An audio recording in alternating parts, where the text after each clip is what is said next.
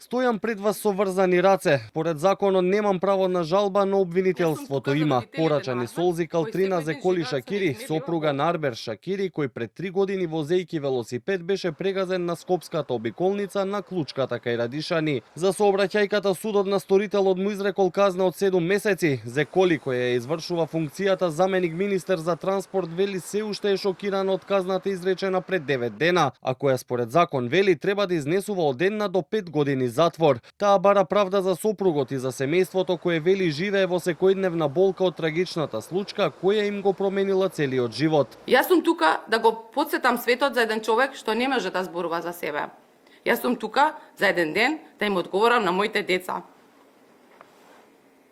Кога ќе прашаат кој поднесе одговорност за загубата на нивниот татко. Се извинувам. Денес сум тука искрена, скршена и со единствена надеж дека овој јавен апел нема да падне на глуви уши.